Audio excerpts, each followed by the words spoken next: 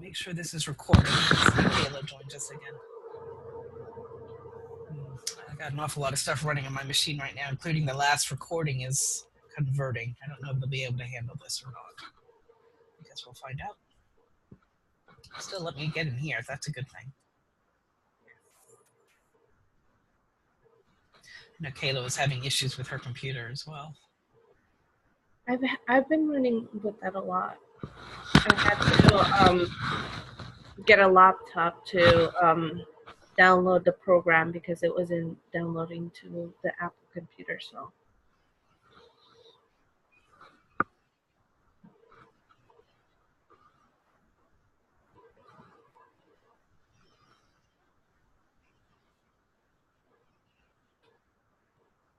I don't see a reply from her. She still might be getting stuck. All right, we'll just move on and she'll join us when she can. All right, I am recording again. Okay, good. So hopefully I can get both of these uploaded later today for whoever can't join us. All right, where were we? We were talking about something you'd asked me about. No, I was just saying that I just downloaded the UDraw, I believe, Illustrator Draw or something like that, to the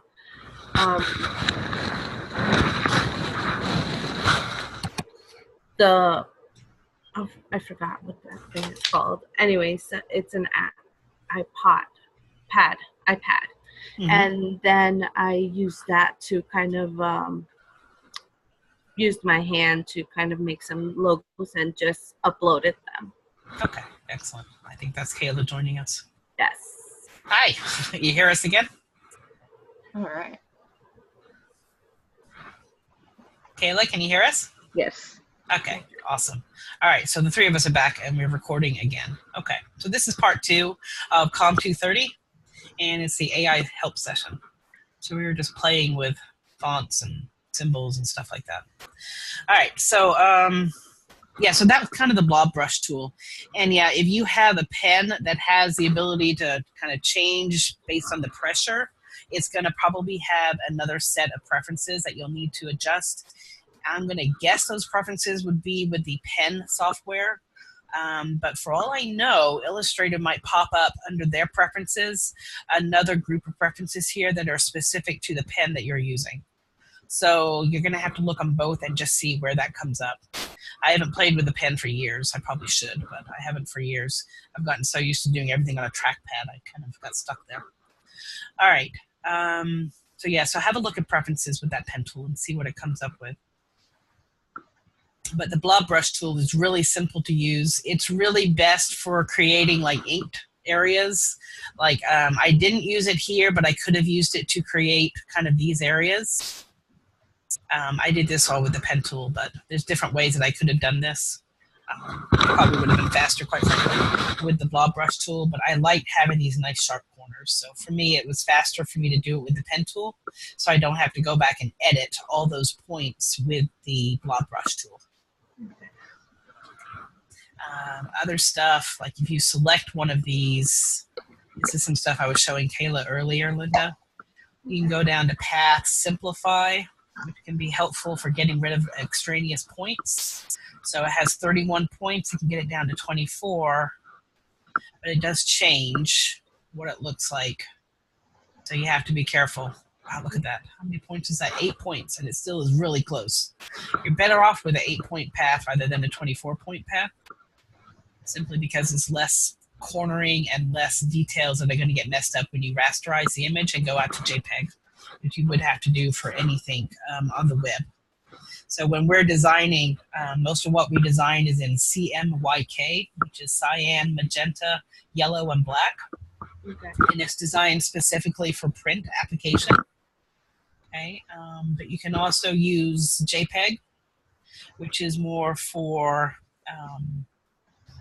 web usage. There's a lot of different profiles in here that you can kind of select. For right now, don't worry about the profiles and stuff. I just want you to know that they are there. At some point, you would have to start understanding why you would use different file formats and why you would use different color libraries and things like that. So default swatches, again, you can choose for print, which is what we're doing. It's CMYK. Video and film is RGB. Web also has its own, and certain colors that you can use in print are just too intense to be used on a screen. And there's certain color combos that kind of resonate and they kind of vibrate. That blue and red one that I had earlier with your name, Kayla, that vibrated horribly. I would never ever suggest you use a color combo like that in reality. It's too hard on the eyes. It vibrates, and we don't like that. As humans, we don't like that feeling with our eyes. So you would choose different swatches and different colors depending on what you're going to do with it. I design almost everything in print mode, and then I can always convert it to other modes if I need to. But I know for sure that whoever I'm designing for, they're going to have to print it at some point in time. They're going to have to print in color. They're going to have to print in monochrome. So I design in pure black and white, and then I add color later. Okay. Let me show you another one that I did for this class. I did an upper crust one a year or so ago, I guess. Let's see if I can find it.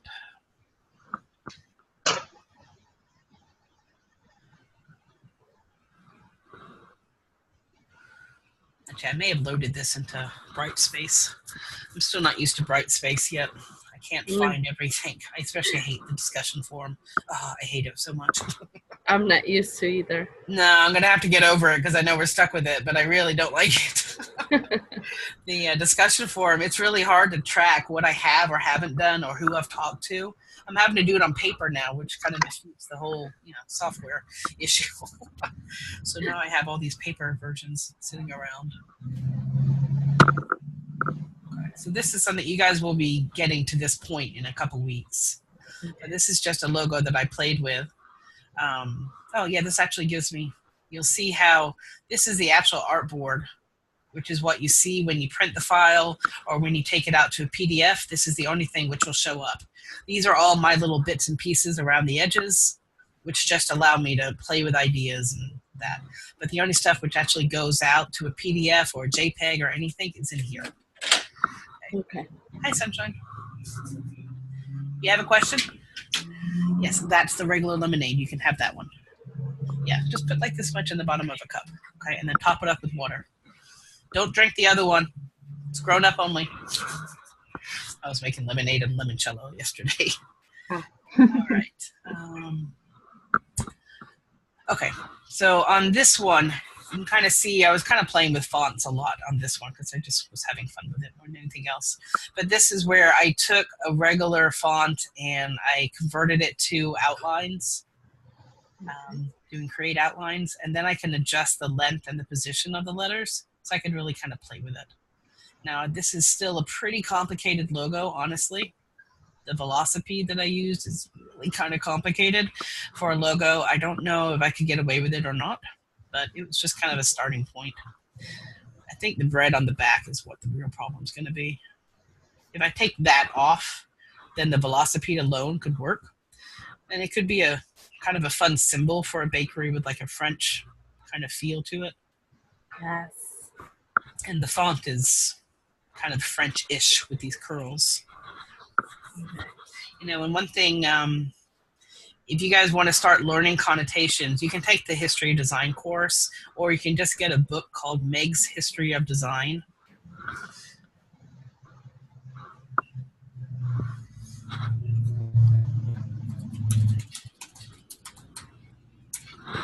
Oh, look, there's even a PDF version of it. Yeah, so this is the one that you'd want to look at. And it starts looking at all the connotation of different types of type and all that kind of stuff. So Bauhaus is one that you would want to know. So this is a Bauhaus design essence kind of a thing.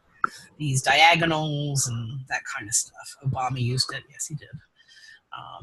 So this is kind of a Bauhaus feel to design. Or you can do Soviet movie poster or Soviet, let's just try Soviet design. Yeah, there you go. Okay. So this is another feel, and you guys would recognize this. You probably do recognize it, and people use it for different purposes, but it has a distinctive look to it. It has a distinctive connotation. And there are fonts that are classic for this type of design work. Okay, you can also go and you can look at like railway signs. And all of this is in Meg's history book, you said? Meg's History of Design. It's a great text. No, that's not the one I want. I found the Metro, I think it is, right? Or there it is. Okay, you see how this font and this font, these are actual photographs of the Metro signs in Paris.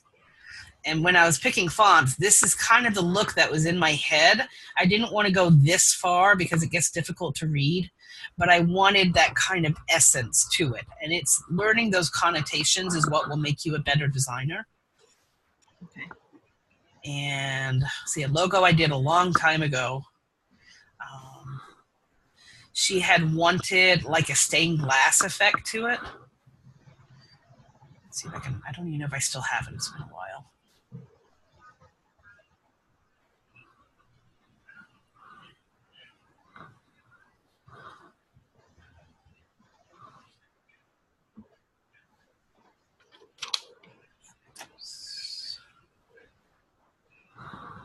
Yeah, one of these.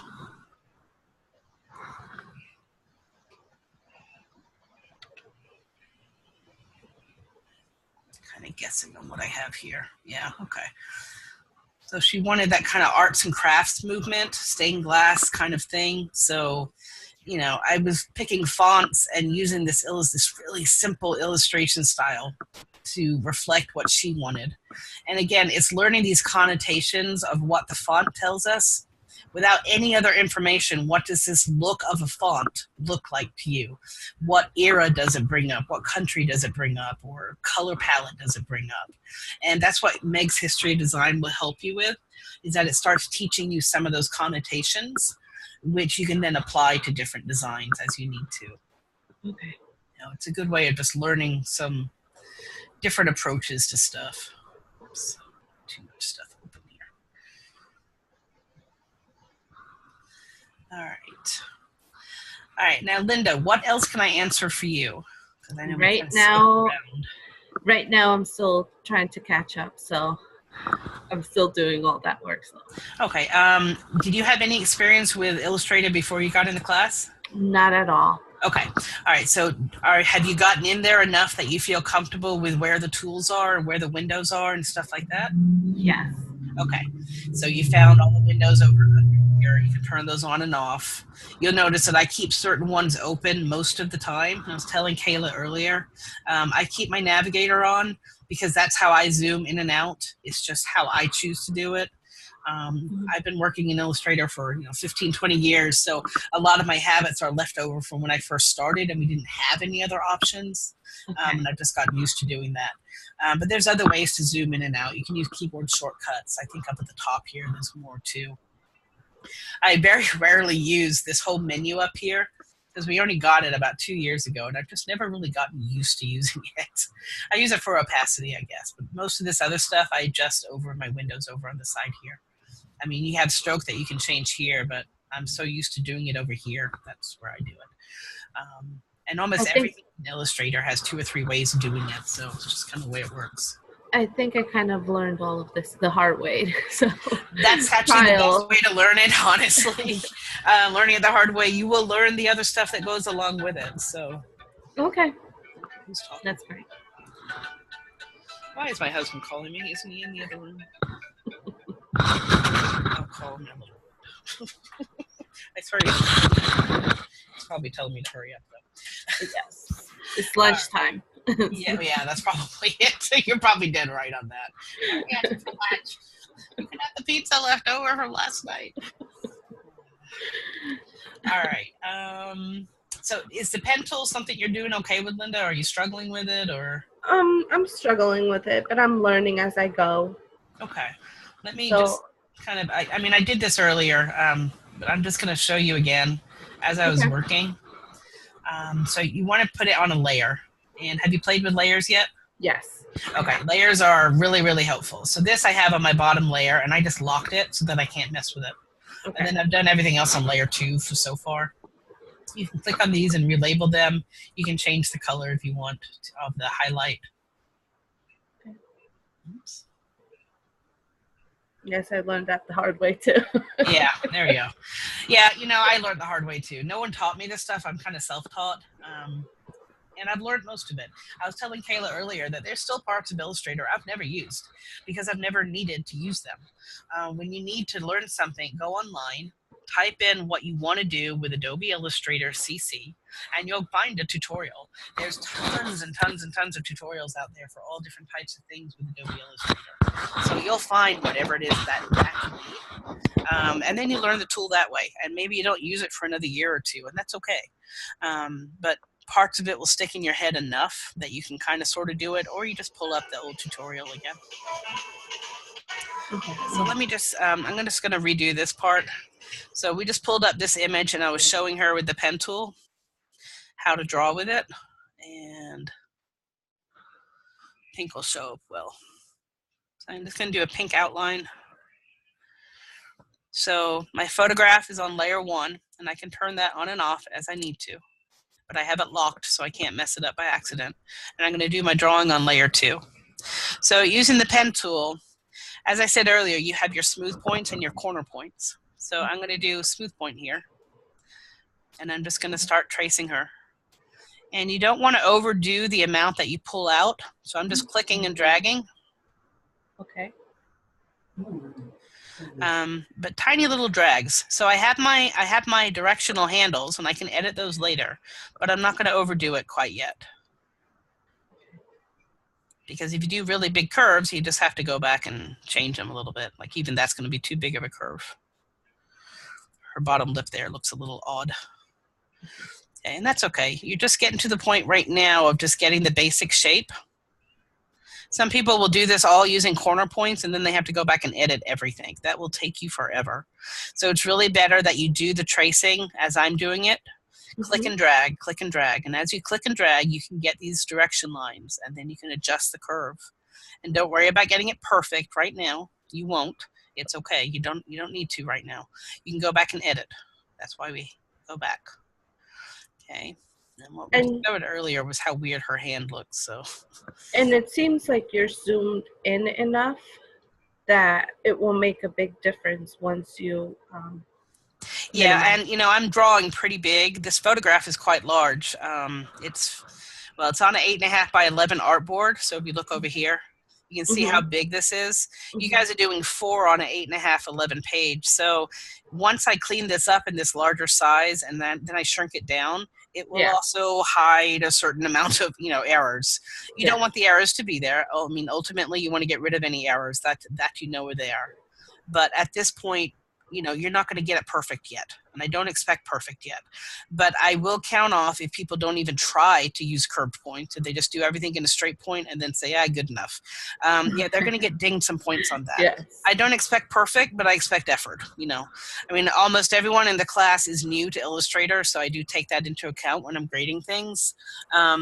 But I can tell a huge difference between someone who blah, blah, blah, blah, blah. Okay, that's good enough. I got to go. And they turn that in versus someone who spends a lot of time on it and maybe it still isn't perfect, but they tried and I can tell that they tried. I'm over here cringing because I know I use straight points on everything, but I meticulously went in and moved them around constantly because I didn't know how to use the curved portion. There we go. See, but sometimes you have to learn how to do it with the straight points, and that's I had no idea. Yeah, it's a place to learn, and it's one of those mistakes you made, and you're like, wow, that took a really long time. It did. Probably would take a little bit less time if you did it like this, but at the same time, Linda, I was telling Kayla earlier, a lot of what I'm doing right now, I don't really think when I'm doing it. It's muscle memory at this stage. Because I've done this enough that I don't really think about it. If I think too much, I'm going to start messing it up. So that's why I can talk and I can have a conversation when I'm doing this. If I stop talking, which I don't do often sometimes, but if I did, I would probably start thinking too much and I would start messing myself up. So this is muscle memory. And the only reason you get muscle memory for doing anything is by doing it a lot. And that is fact for whatever it is you do, from rocking a baby to whatever.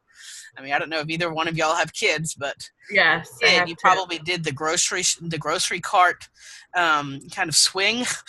If you have your kid in there and you're trying to keep them calm and you start rocking the grocery cart back and forth, Okay, it becomes muscle memory. So even after your kid is no longer sitting in the grocery cart and you're a little stressed out and you find yourself rocking the grocery cart, which I did for like 2 years after my kids were not in there, it was just muscle memory. And it was funny. Even now, every once in a while, I'll see a woman doing that, and I'm like, your babies are only just out of there, aren't they? And it's just, we get used to doing these things. I just thought when I was doing the iPad and I kept trying to draw stuff, it was so hard because I just kept telling myself, I'm not an artist. And that would hurt me so much. You know what? I was telling Kayla earlier, I don't draw well at all anymore. I really don't. I don't do it enough to keep my skills up, and I've lost a lot of my skills. What I can do, however, is illustrate on the computer. So that's where I put all of my effort now, and it works for me. My son is desperately trying to tell me something. Hang on just a sec. What do you need, honey? Oh, something in Pokemon. Is it a good Pokemon? Is that what you're telling me? Okay, you want to take my phone and you're going to take off with my phone and go get the Pokemon. Okay. Go ahead, love. Okay. Bring it back, okay? Thank you. We play Pokemon with the same account, so sometimes he uses my phone to go do that. All right. So we're just tracing her outline here. Okay. And you don't want to use any more points than are necessary at this stage. You can always add points, but most likely you're just going to adjust the curves. So like right here, this curve is not very carefully matched, but I can always extend that later to make that look a little bit better. And on her foot here, there's a certain amount of artistic license you're going to have to take because you can't quite tell where it starts and stops and stuff. And artistic license is something we get to do. That's just par for the course. Yeah, actually, look how blocky her foot is. I'm going to have to adjust that for sure.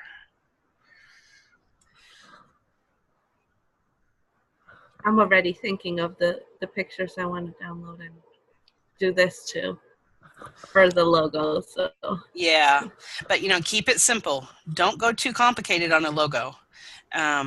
By the time you start shrinking things down, if it's too complicated, you will lose all that definition. So I forget which person was trying to put a lot of text on their logo. That is not going to hold up. It just won't hold up once you start shrinking stuff down. So, yeah. I mean, it's a good place to start because you start, batting around those ideas in your head, and that's great. But ultimately, you pull everything out that you don't need in that logo. When in the discussion, someone brought in 2 gaming logos. I forget who it is again. One was Funhouse and the other was Game Grumps, I think it was. The Game Grumps, I guarantee they did that themselves. They did not hire a professional because they have so much detail and so much color, and it will never hold up if they go to print in a small surface. It just won't work. So that's where you really need a professional designer to say, okay, this is a great idea, but it's not going to work application-wise when you go to anything print. Now, a gaming company may not need to worry too much about print, but they're going to print something at some point, so they better have a pretty decent look to it.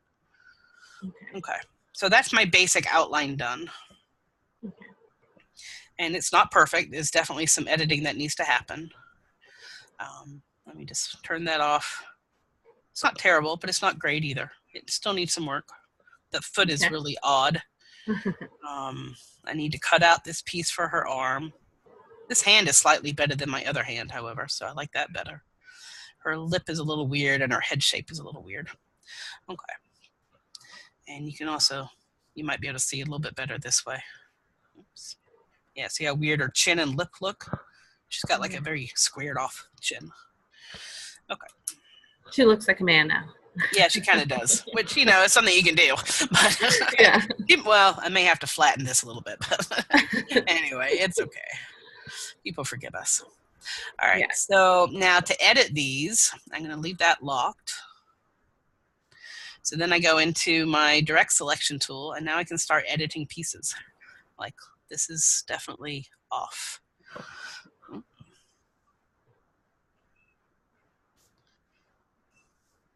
And sometimes you need to delete points, or, there's just all different ways that you can edit this. And to go that, you just chose the, what is this? The pointer, the... Yeah, direct selection. So your regular selection tool will select objects. Your direct selection tool will select points. Okay. Okay. Okay, now this point, I really don't even need this point. There's no point to the point. I'm going to delete that point. And then I will adjust my curve. Whoops. Get back over here.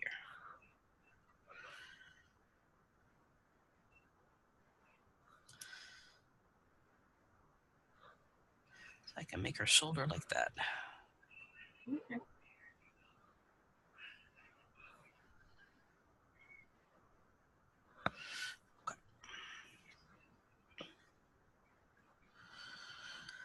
All right. I was telling Kayla earlier, for this hand, I'd probably go and find another photograph of a similar hand so I have a template to use for tracing, because I don't really like how this looks. It's better than my last one, but it still isn't great. Oh, I know what else I want to show you guys too. Kind of a more advanced technique, but one that will like totally save your butt in the next few weeks. Okay. Remind me in a minute to show you how to use stroke to create space. You'll see me mention delineate space with the background color. You'll see me say that like 50,000 times. Let me show you how to do that. It's a little complicated, but it's worth it. See, her knee got a little bit big here.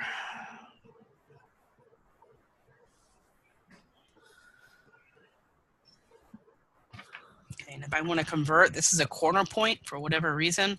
I'm going to use my convert anchor point tool. Okay, and again, be careful you don't twist it. If you do, just untwist it. Okay. Probably don't really need that. I always have trouble with toes looking too long.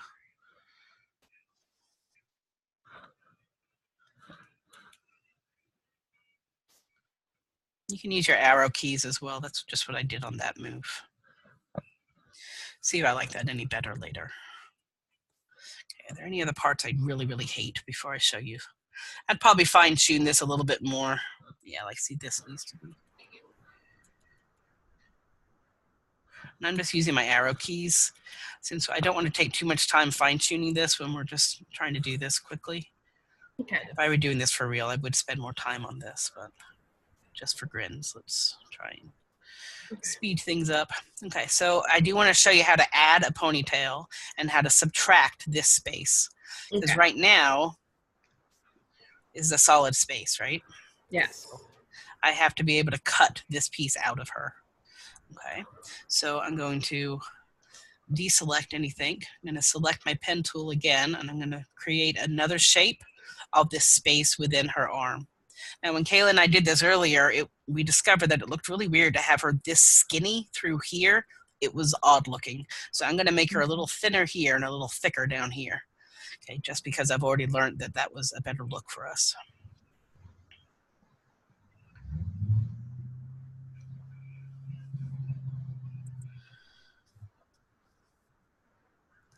Did you find your Pokemon? Was it a good one? It's okay. Just quickly, though. But we already have those. Why are you getting another one? Is he special? And then these. Ah, very nice. Okay, awesome. Hey, we're going to be finishing up here probably in about 20 minutes is my guess, okay? Okay. Did Dad need me earlier? Or was that you calling me? Okay, Dad tried to call me. I didn't know if he needed me. Okay, it's okay. Thank you, Bunny.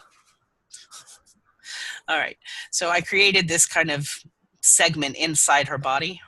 Now, the way that you want to cut that out, here, I'm going to turn this off just so it doesn't get too confusing. So these are two separate objects I have now. I have the outside of her, and I have this inside space. I'm going to select both of these objects, and this is where I use my Pathfinder tools. And I could just use this one, but I'm going to use this one because I want to show you how it works. I'm going to flip that a sec.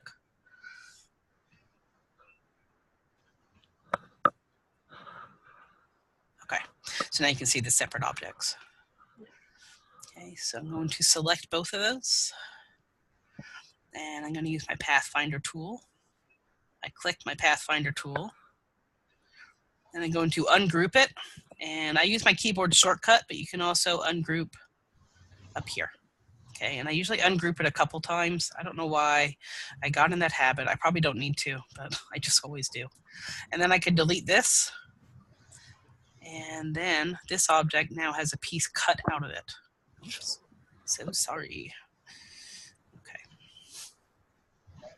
Make sure I didn't leave anything behind. Sometimes you'll leave a piece behind. Okay, so now this piece has this cut out of it. It's kind of like a cookie cutter effect. I already see one remarkably odd look is her neck. She's got like a stick neck. I'm gonna have to fix that.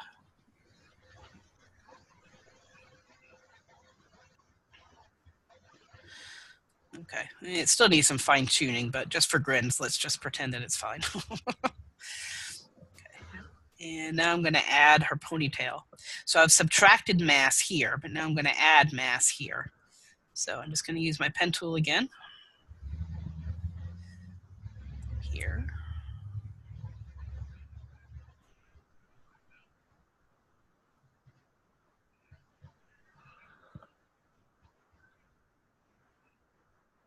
Make sure I close my shape. Maybe I can tilt that a little bit.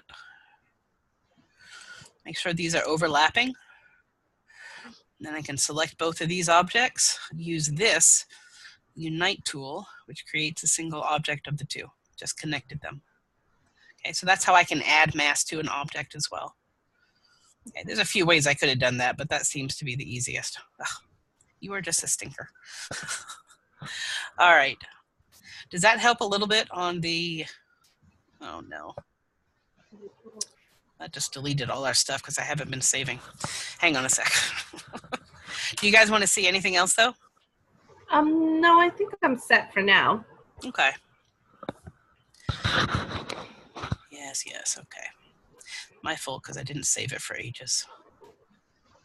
I have more of a specific question because we were talking about using the water splash idea, and I'm trying to differentiate between the water splashes that I find online and the paint splashes, because I'm trying to keep it simple, and when I start working with the water splashes, all I focus on seems to be the hyper real look of it, kind of like, you know, the Apple logo, how it has the gradient and the reflective surface. You're looking at these. Right? Yes. And I'm trying to stay away from those. So I actually had to look up paint splashes to get things that were more opaque and less detailed. Because a lot of what comes up, I don't get the same results as what you have there. Yeah, I mean, I simply typed in simple water splash. I did too. And I get like real water splashes, like that one to your far right with the watermark over it. Yeah. It's a lot like that. You want something more like this. Right. You can type in the word vector. Now, this would be an easy way for people to cheat, and I don't want you to do that because you'll be cheating yourself out of learning it. But if you type in vector after, then it'll come up with more simplified objects. And technically, you can download these and use the vector if it's a free vector. Sometimes you have to pay for them. But there are plenty of free ones out there. But I don't want you guys to use anybody else's work.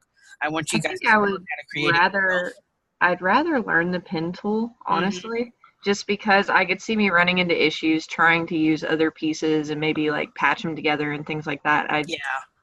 You know, I think the pen tool, it doesn't really take that long once you understand how it works.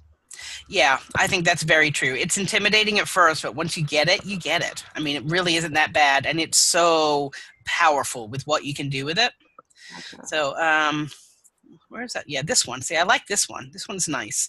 Now, I'm not going to use this exactly, but what I can do is copy it, drag it over here. See, did it save anything? It saved actually a lot. Thank God. Learn from my mistakes. Save often.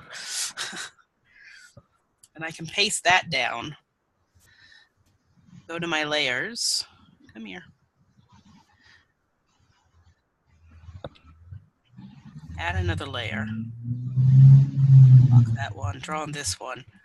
I can just now trace this. But here's the thing. If I just trace this, and I pretty much just copied their work. So I can trace this, but then I have to manipulate it enough so that it's mine. Right. Okay. So actually, this gives me an opportunity to show you something else here too. That's what I wanted to delineate your space with the background color. You see how that's doing that? You guys need to know how to do that because that will like really help you simplify a design. That was going to be my next question because I'm trying to cut back on the amount of colors. Right. But keep it colorful because it's supposed to be a fun logo, but if it's too colorful, I feel like it takes away from the prestige of it. It does. And let me show you another one. No, it's in here.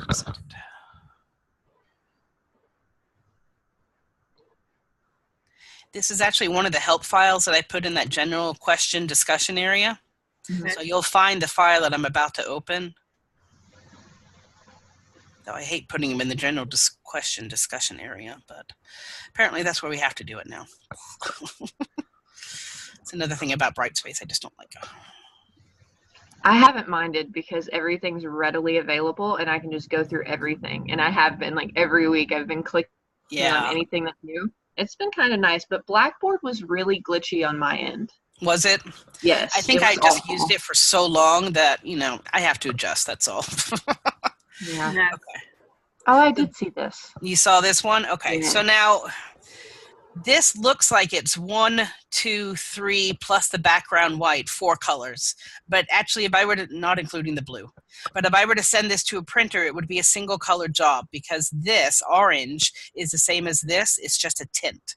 You may have noticed that I left this open. Okay. So when I go in here, I can use tints. So now I have all these tints of the same color. Okay. And there's another way to do this as well. Pick a color, whatever color, let's say a dark blue. Now you create another square down here, which is white, white. Okay. You can create what's called a blend between these two. Oh, make sure there's no edge on either one because that makes it complicated. Okay, so now I have a white square and a blue square. Now I go to Object, Blend Options, Specified Steps, 8 sounds good to me. Click OK. Then you do Object, Blend, Make. Now you have all these beautiful tints to work with of one color. So any of these tints that I use in my artwork, I'm still only using one color. That is awesome. Okay, so this is how you can start differentiating parts using either the background color, which I'll show you, or using these. Okay, now before I start that, I'm going to go ahead and start another meeting because we only have 3 minutes and 50 seconds. Do you guys want to keep going or are you getting kind of worn out? I have to make lunch for my children, so I have to go. Okay. Let me just show you really quickly on this then. You do Object, Blend, Expand. Now you have separate objects. Ungroup these. And now you have a whole bunch of different objects. And you can take these colors from over here and you can assign them to your palette. Just drag them over. So now you have all these colors that you can work with that are really the same color, but it gives you different shades. Does that make sense? Yeah. Okay. You may not need all of them. Maybe you only need a few. But now you have multiple colors to use in this. Okay. Like now I need to go practice. Yeah, it's all practice, all of it. And super, super fast. I don't know if you'll be able to catch this, but if you're doing something like this and you want to delineate using the background color, okay, so let me give it something brighter. Okay, so I have 2 colors. Now someone, whoops, come back here. Cancel. Someone will try and do a logo with 2 colors right next to each other. Not only is this a horrible combination for your eyes, it just doesn't look good. But I can take this object, I can give it a stroke in white. Oops. See what happens when you're in a hurry. Okay, that works too. Now I've already used white to delineate it from the background, but because this may float on some other color, I have to separate this stroke from the fill. I go Object, Path, Outline my stroke. Now my stroke is separate from my fill, but they're still attached because they're still grouped. I can ungroup those. I can now select only, oh, sorry. Come here. Undo. Object, path, outline my stroke. What am I doing wrong? Ah! Delete. Okay. I'm going to push that stroke to the outside edge, or sorry, the inside edge.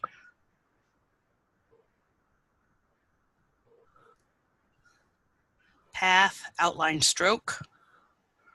I'm going to Pathfinder it, so I separate the two pieces. Oops.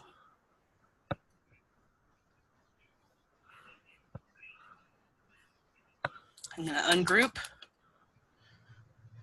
What the heck did I just do? Okay, I'm still not getting it because I'm rushing. And we have less than a minute left. You know what? I'm gonna do a separate demo for this, and I'll upload it. Okay. Actually, I think I already have one on my YouTube channel, so I may just connect you to a link to that, so that you can see what I'm trying to do here and rushing through it too much. But it'll give you an idea. Yeah, we're less than a minute away. Can we do that with our letters too? With letters, yes, you can. Okay. Yeah, once you use type create outlines, that letter is no longer a letter. Now it is just simply any object, just like any other object. Okay. Okay. Okay. Yep. Lots of ideas. Thank you.